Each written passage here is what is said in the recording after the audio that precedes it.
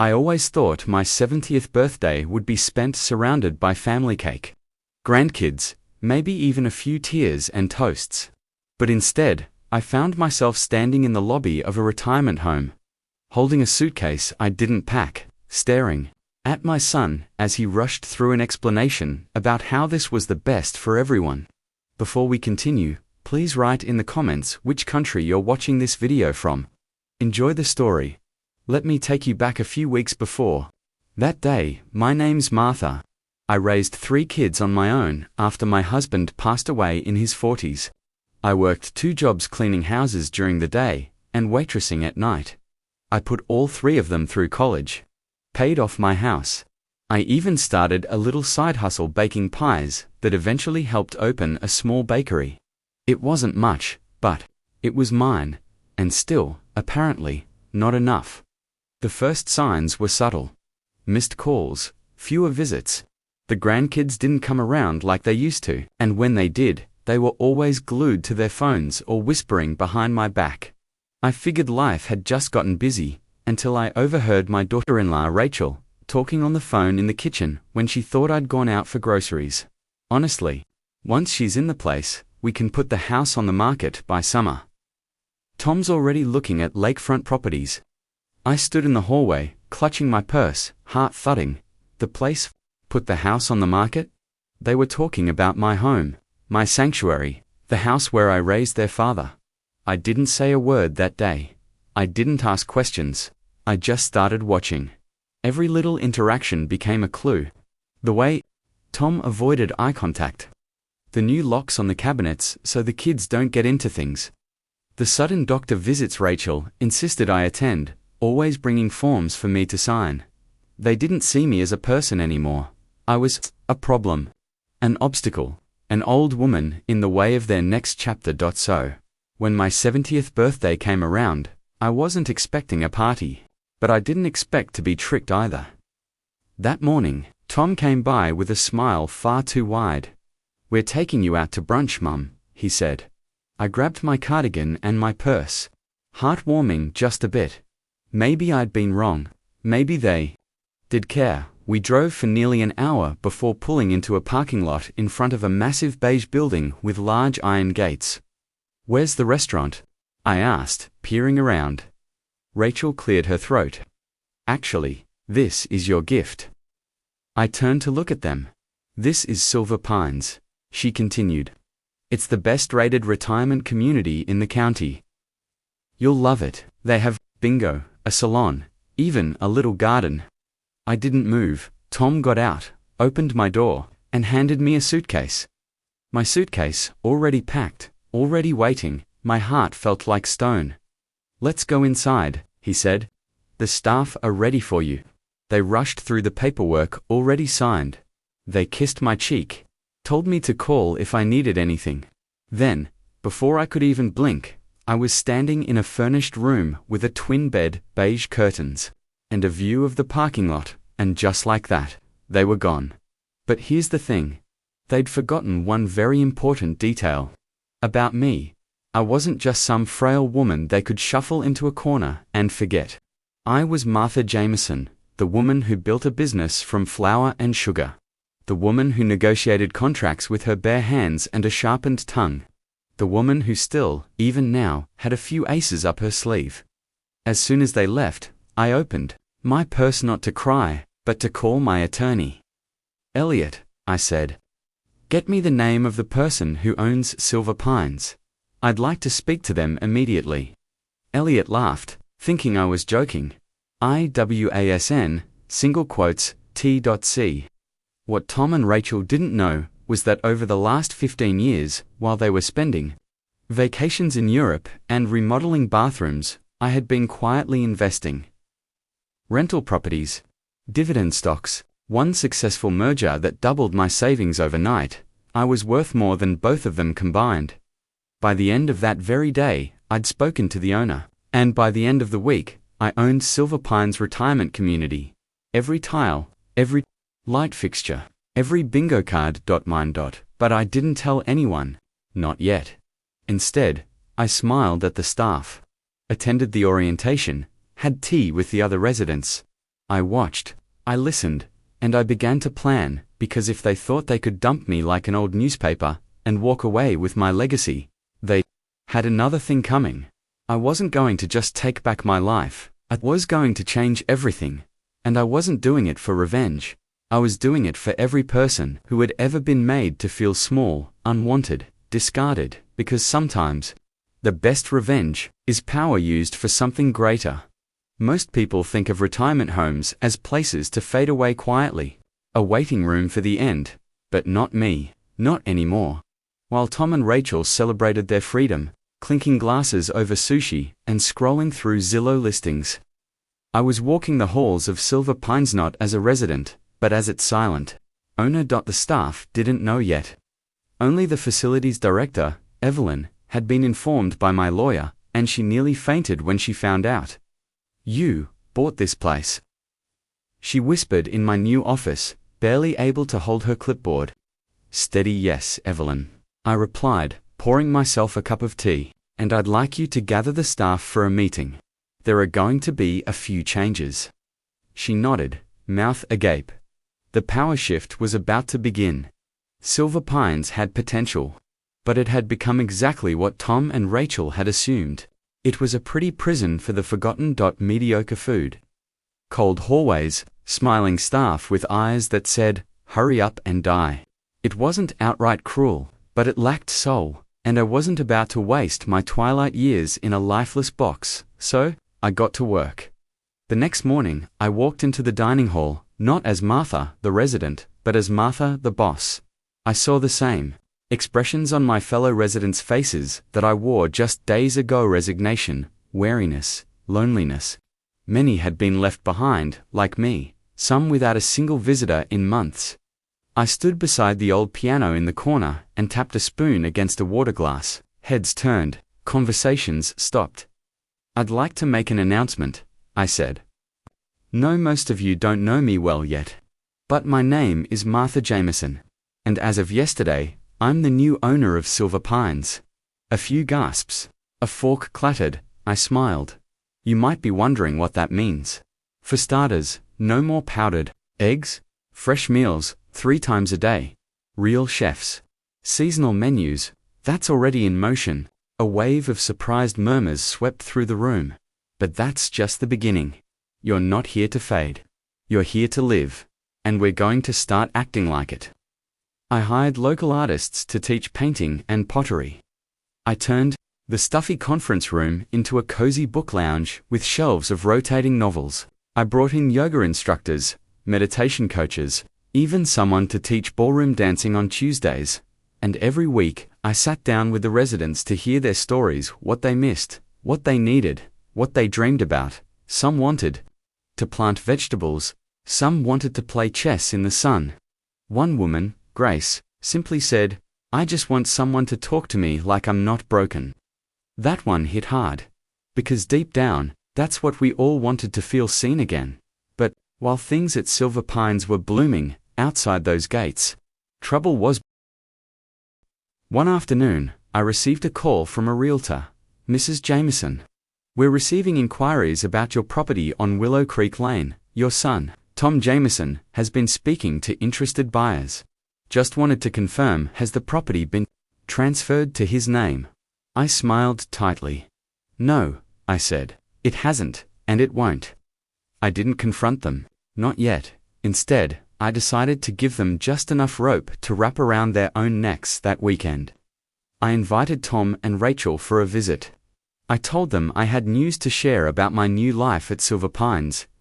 Rachel showed up in heels, wearing fake sympathy like perfume. Tom had a folder tucked under his arm, probably full of paperwork I was meant to sign while distracted by cookies or pleasantries. They walked through the gates, like royalty checking on a loyal subject, but they weren't. Expecting the luxury lobby, the sounds of a jazz band in the lounge, the smell of garlic bread from the kitchen. "This place looks different," Rachel said slowly. Tom's eyes darted around. "You've redecorated." I smiled, leading them into my office. The plaque on the door read, "Martha Jameson, Executive Director." Tom stopped mid-step. Rachel's lips parted, then closed.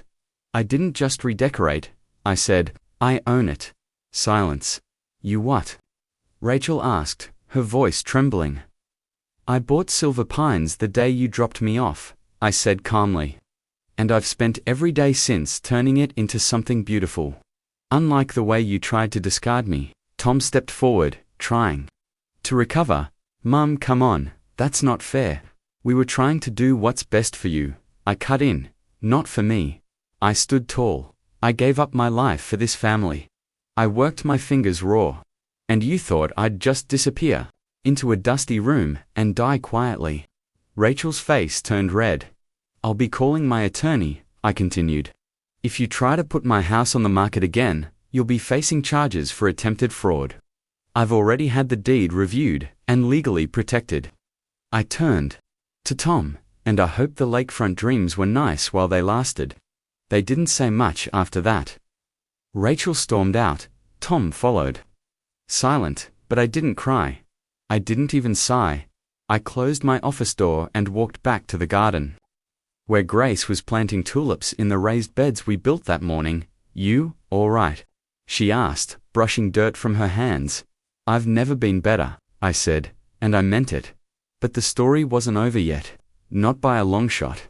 Because the more I poured into Silver Pines, the more life I saw coming back, not just in me, but in everyone around me. We weren't retired.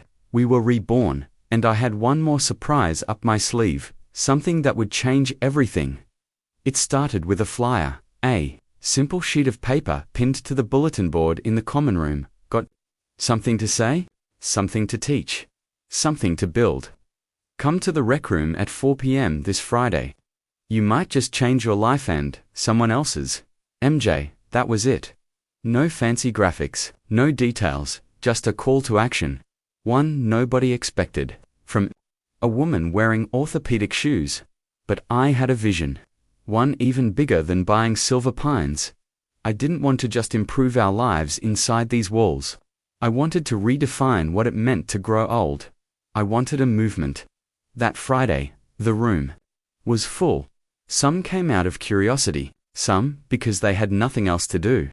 And some, like Grace, Alan, and quiet Mr. Linwood, came because, for the first time in years, they felt needed. I stood at the front, behind a folding table, and smiled at the faces looking back at me, one a story, each one a spark waiting to be reignited. I've been thinking, I began, about what we've built here in just a few short weeks. How we turned a place meant for waiting into a place for living. Nods, murmurs, encouraging smiles.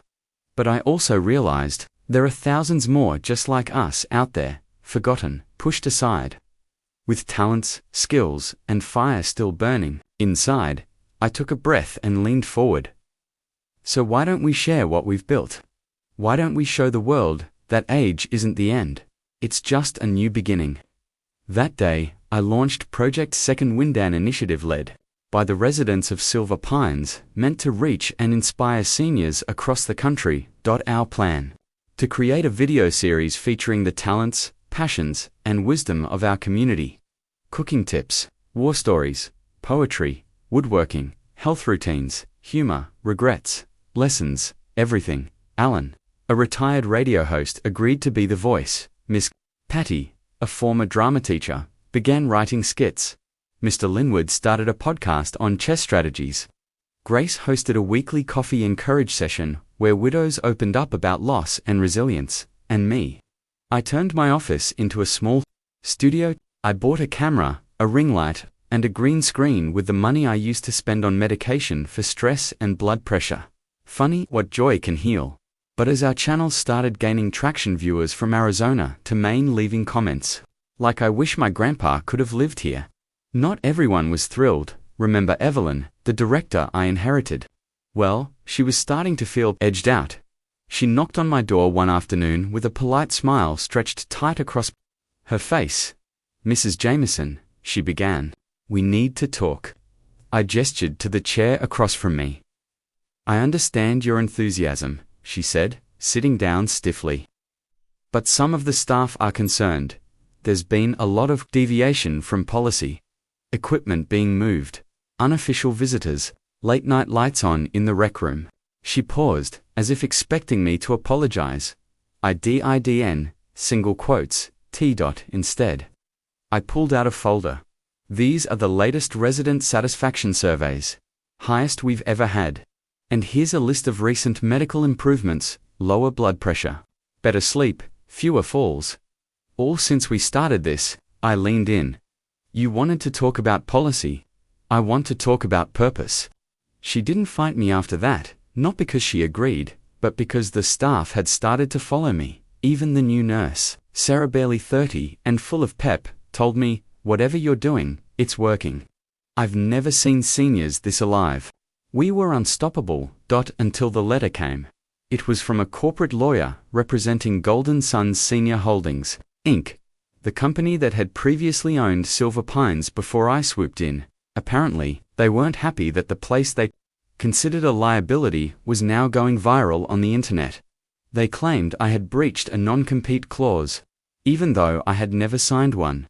They demanded I cease operations and return ownership. It was laughable, until I noticed the name signed at the bottom, Thomas J. Jameson. My son. I felt the sting not just of betrayal, but of calculation. Dom had helped broker the sale, thinking it was just a loophole retirement solution. He hadn't expected me to flourish. He hadn't expected the media attention, or the revenue starting to trickle in from our YouTube channel. But now, he wanted it back. The building, the brand, the spotlight, not because he cared about the elderly, but because he saw dollar signs. I gathered the residents. I told them the truth, and I gave them a choice. I can fight this quietly, in court, I said, or we can fight it together. Loudly, publicly, and proudly. Alan stood up first. Let's be loud. Grace followed. We've been silent too long. One by one, they all agreed. We filmed a video that Nitra, emotional, and fierce it was called. They left us to fade. We decided to shine. It exploded. National media picked it up. Comments flooded in. Silver Pines is a model for the future. My mum cried watching this. Why doesn't every retirement home look like this? How can I donate? Even a major news anchor called us the Golden Revolution. We had become more than a facility. We were a symbol. But the war wasn't over yet. Tom wasn't going to let this go without a fight, and I wasn't going to back down without showing him exactly what happens when you underestimate a mother, especially one who just got her second wind. Tom underestimated me. Maybe it was because I baked cookies for his PTA meetings. Maybe it was because I used to cry at his spelling bees. Maybe it was because I'm a 70-year-old woman with silver hair and orthopedic slippers.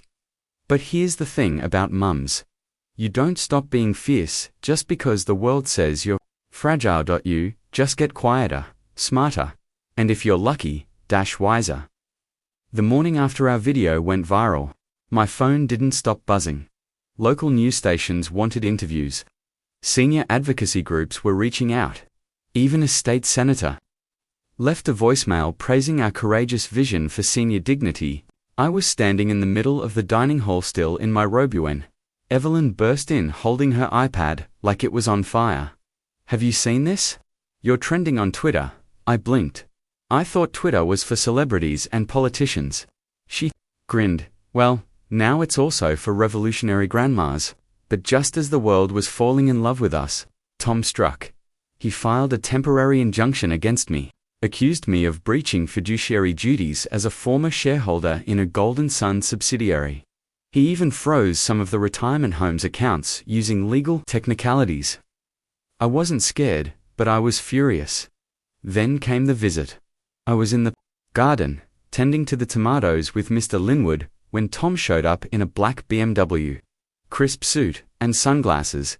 He walked in like he owned the place.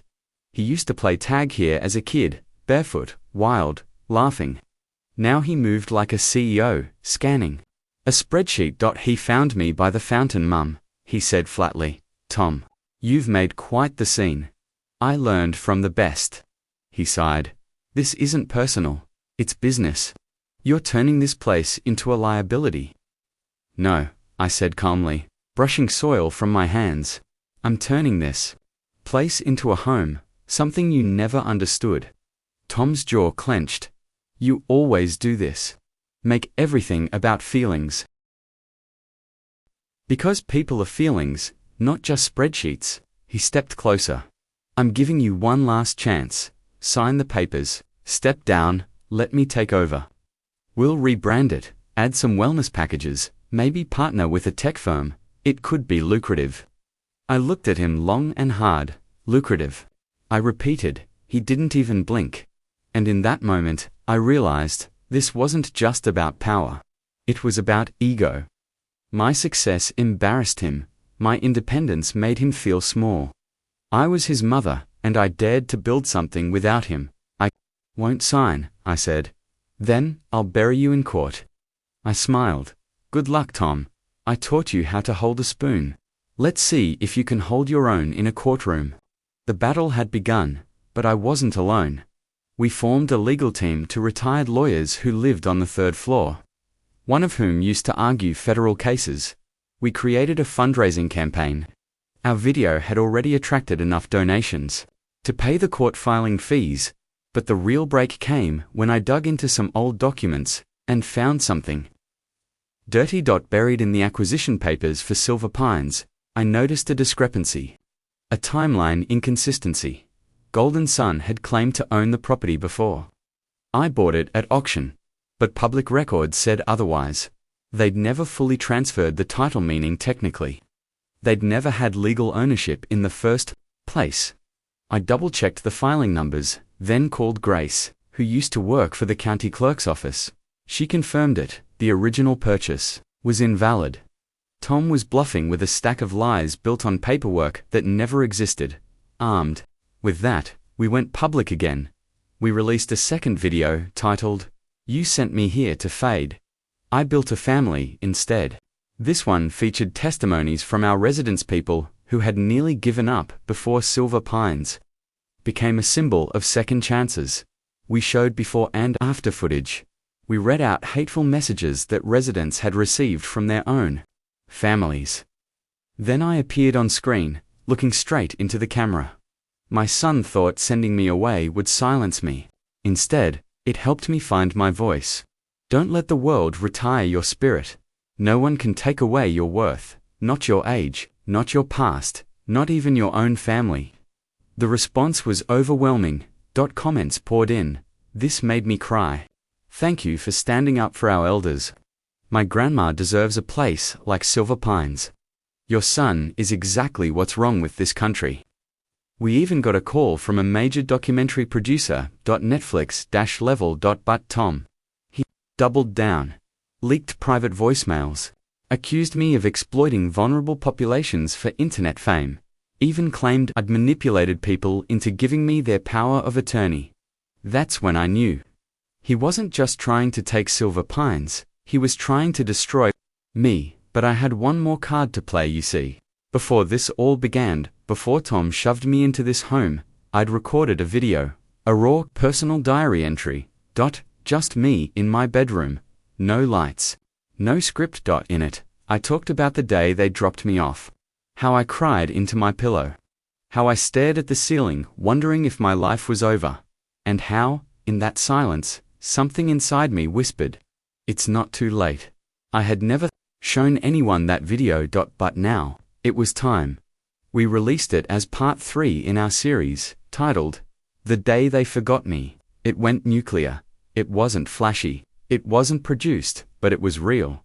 And sometimes that's all it takes to move the world. Tom tried to issue another statement, but it was too late. Public opinion had shifted. Advocacy groups began pressuring Golden Sun to drop the case. Lawmakers called for reforms.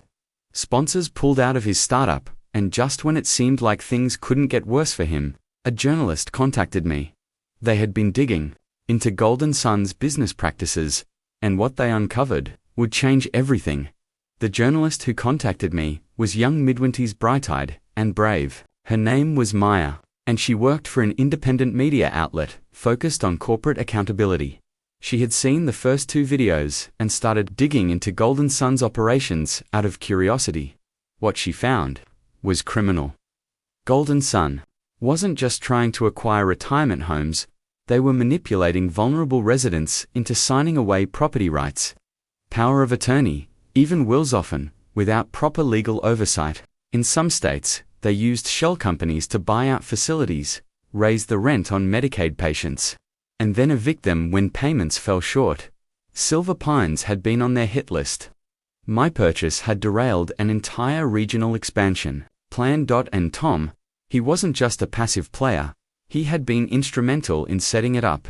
Maya sat with me in the common room and showed me the documents, emails, memos, internal chat logs. My hands shook as I read Tom's name over and over, tied to phrases like liquidate underperformers and senior asset conversion. He had helped write the very policies that led to dozens of elderly people being left homeless and alone. People like me, my heart broke.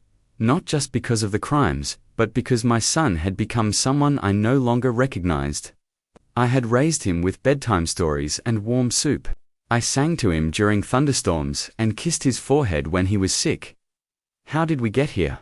How did he get here? The story went live the next morning. Maya's report, buried profits. The elder abuse pipeline spread like wildfire. Every major outlet picked it up. Whistleblowers came forward. Lawsuits piled up. Golden Sun's board panicked. Within a week, the company's stock plummeted. Government officials opened investigations. Class action suits began to form. And Tom was indicted.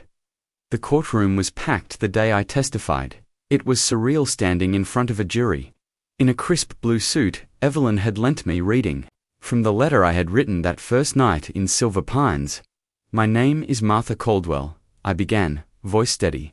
I'm 70 years old, and I am not disposable. You could have heard a pin drop. I talked about dignity, about neglect, about being discarded like an expired carton of milk. But I also spoke about rebirth. About finding purpose in the ashes. About how this place, this forgotten, crumbling home, had become a sanctuary. For all of us. Tom sat across from me. His jaw was tight, his eyes unreadable. For a moment, I thought I saw regret, but maybe that was just wishful thinking. He was found guilty on multiple counts of fraud, elder exploitation, and falsifying corporate records. Sentenced to 12 years in federal prison. They asked if I wanted to make a final statement at his sentencing. I declined. Sometimes silence says more than words ever could. Silver Pines flourished. Donations poured in from every state. A retired architect volunteered to help us renovate. High school students came to paint murals on the walls. We added a library, a music room, even a podcast studio where the residents now tell their life stories. We renamed the facility the Caldwell Center for Dignity and Renewal. They said it was my legacy, but it never felt like mine. It belonged to all of us. To Mr. Linwood, who finally started painting again. To Evelyn, who launched a newsletter that now reaches 40,000 readers. To Grace, who started a helpline for seniors facing abuse. It belonged to every single person who was told, "You've had your time," and decided, "No, I'm not done yet." On the anniversary of the purchase, we held a celebration. Families came, neighbors, too. We served peach cobbler and sweet tea, and danced to old Sinatra records. When the sun began to set, I stood on the front porch and watched the garden sway in the breeze. A little boy ran past, laughing, carefree. His grandmother trailing behind him. I smiled, and then I saw something that stopped me. A car, parked just beyond the gate. Tom's wife stepped out, and behind her was my granddaughter. I hadn't seen her in 4 years. She looked unsure, nervous, but she walked toward me anyway. "Grandma," she said softly. I nodded, heart swelling. "Hi, sweetheart." She hugged me tight. I didn't know," she whispered. "Dad never told us everything. I'm sorry." "It's okay," I said, holding her. "You're here now." She pulled back and smiled through tears. "Mum says you're famous." I chuckled, maybe a little. She looked around, eyes wide. "This place is amazing." I took her hand. "Come, let me show you where the magic really happens." That night, I wrote one final journal entry. This one, I recorded. Just in case someone needed it, years from now getting older. I said into the lens is not the end of the story. It's just a different chapter. One filled with wisdom, with scars, and with the kind of freedom only time can give you. They sent me here to disappear. Instead, I became visible. I found friendship, purpose, family. They thought they were sending me away, but really, they sent me home. Before you go, let us know in the comments which country you're watching this video from. And remember, you're never too old to start something new.